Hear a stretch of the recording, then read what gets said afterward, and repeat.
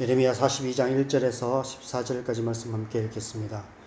이에 모든 군대의 지휘관과 가레야의 아들 요하난과 호사야의 아들 여사냐와 백성의 낮은 자로부터 높은 자까지 다 나와 선지자 예레미야에게 이르되 당신은 우리의 탄원을 듣고 이 남아있는 모든 자를 위하여 당신의 하나님 여호와께 기도해 주소서.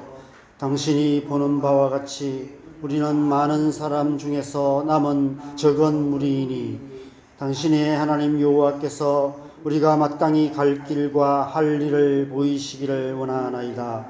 선지자 예레미야가 그들에게 이르되 내가 너희 말을 들었은즉 너희 말대로 너희 하나님 여호와께 기도하고 무릇 여호와께서 너희에게 응답하시는 것을 숨김이 없이 너희에게 말하리라.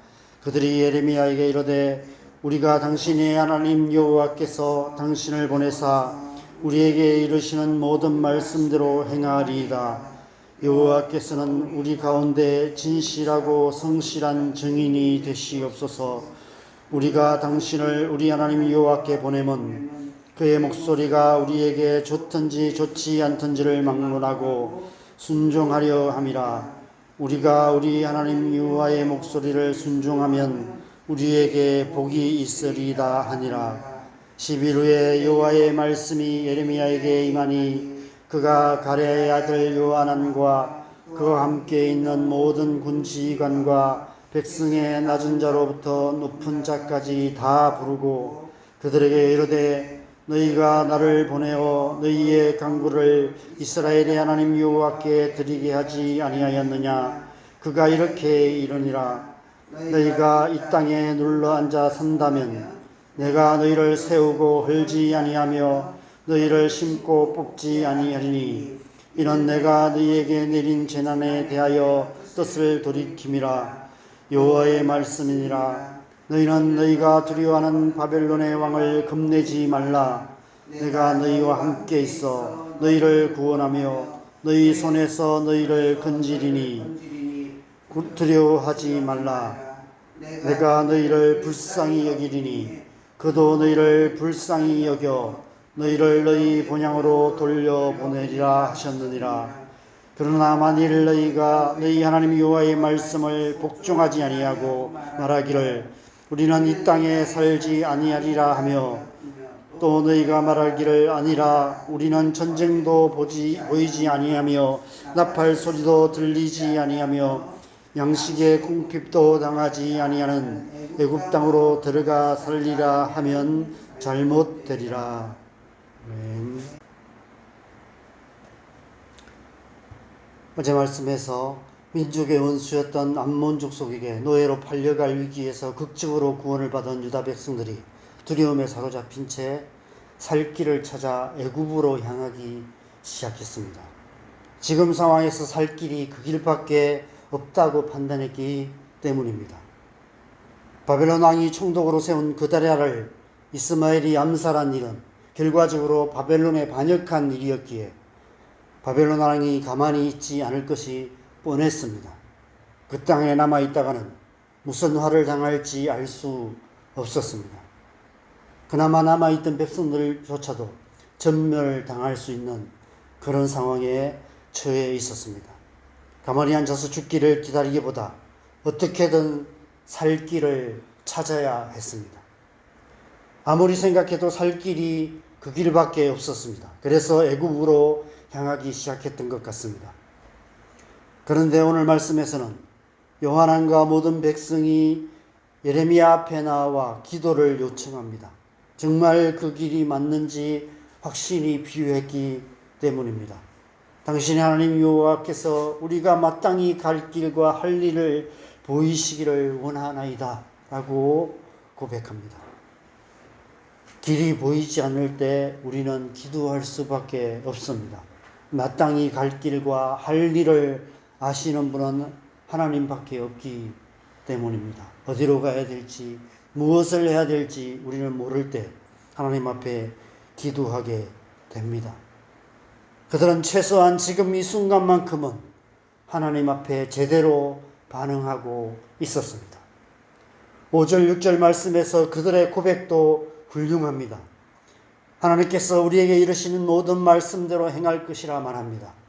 우리에게 좋든지 좋지 않든지 막론하고 순종하겠다고 말하며 우리가 우리 하나님 여호와의 목소리를 순종하면 우리에게 복이 있을 것이다라고 고백합니다. 얼마나 훌륭한 고백입니까? 이 고백이 그들의 중심에서 나온 진실한 고백이라면 그들은 예레미야를 통해 주시는 하나님의 말씀에 순종했을 것이며 하나님의 보호하심과 복을 받았을 것입니다. 7절 이후의 말씀에서 예레미야를 통해 하나님께서 주신 말씀들이 기록되어 있습니다. 11절, 12절 말씀만 보면 하나님께서 너희는 너희가 두려워하는 바벨론의 왕을 겁내지 말라 말씀하십니다. 왜냐하면 내가 너희와 함께 있을 것이기 때문에 내가 너희를 구원하여서 그의 손에서 너희를 건질 것이기 때문에 두려워하지 말라 말씀하십니다. 내가 너희를 불쌍히 여기리니 그도 너희를 불쌍히 여겨 너희를 너희 본향으로 돌려보내리라 라고 말씀하고 계십니다. 이 얼마나 소망이 되는 말씀입니까? 하나님께서 지금 그들에게 살 길을 알려주시고 마땅히 할 일을 분명하게 알려주고 계십니다. 하나님께서 살 길이 되어주시고 그 하나님을 믿고 그 땅에 머무는 것이 너희가 할 일이다 라고 분명하게 말씀해 주십니다. 애굽으로 가지 말라는 것입니다. 두려워하지 말고 하나님의 말씀을 믿고 본향으로 가라는 것입니다. 하나님께서 바벨론 왕으로부터 구원하여 주시고 건져 주실 것이라고 분명하게 약속하고 계시는 것입니다. 그런데 문제는 그 다음 13절 14절입니다. 그러나 만일 너희가 너희 하나님 여호와의 말씀을 복종하지 아니하고 우리는 이 땅에 살지 아니하리라 하며 전쟁도 보이지 아니하고 나팔 소리도 들리지 아니하며 양식의 궁핍도 당하지 아니하는 애굽 땅으로 들어가 살리라 하면 잘못되리라 말씀하십니다. 아마 그들도 지긋지긋했을 것입니다. 수십 년 동안 끊임없이 전쟁을 겪었고 전쟁의 나팔 소리를 들었고 먹고 살 길이 없어서 열매들을 주워 모으며 그렇게 살아가고 있는 그 삶을 어떻게든 빨리 끝내고 싶었을 것입니다. 그런 마음들이 그들 안에 있었겠죠. 그런데 만약 그렇게 그 마음 때문에 애굽으로 간다면 너희는 잘못될 것이다 라고 분명하게 못 박으십니다.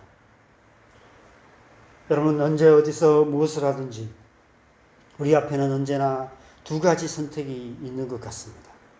하나님의 뜻에 합당한 선택과 하나님의 뜻을 거스르는 선택이 있습니다. 그 순간 어떤 선택을 하느냐에 따라 우리의 삶의 결과는 완전히 달라지게 됩니다. 지금 이 순간 이들에게 필요한 것이 무엇일까요? 믿음입니다. 하나님이 어떤 분이신지 아는 믿음이 필요했습니다. 예레미야를 통해 주신 하나님의 말씀을 믿는 믿음이 필요했습니다. 우리가 그러하듯이 지금 유다 백성들은 극한 상황에서 나름 진실한 마음으로 하나님께 기도했고 하나님의 응답을 받았습니다. 하나님의 말씀대로 살기로 굳게 결심하며 그렇게 기도했고 하나님의 응답하심을 들었습니다. 이제 그 하나님의 말씀에 아멘하며 그 말씀을 믿고 그 말씀에 순종하기만 하면 됩니다. 과연 그들에게 그런 믿음이 있었을까요? 지금은 알 수 없습니다. 하나님께서는 아시지만 우리는 알 수 없습니다. 앞에 훌륭한 고백만 보면 그럴 것 같고 그러기를 바라지만 아직은 알 수 없습니다. 우리 또한 마찬가지죠. 우리 또한 수없이 하나님의 말씀 앞에 아멘하고 그렇게 하기로 굳은 결심을 합니다. 그러나 우리가 하나님 앞에 아무리 큰 소리로 하나님의 말씀에 아멘한다고 할지라도 아무리 굳게 결심한다고 할지라도 반드시 그렇게 사는 것이 아닌 것을 우리는 많이 경험하게 됩니다. 곧 알게 될 것입니다.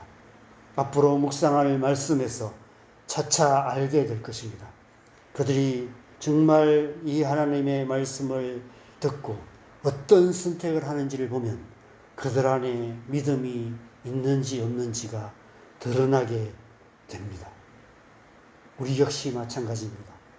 우리 안에 정말 믿음이 있는지 없는지는 때로는 우리 자신조차도 모를 때가 있습니다. 나는 믿는다고 생각했고 정말 나는 믿음이 있다고 생각했는데 결정적인 순간에 그렇게 할 수 없을 때가 참 많이 있습니다.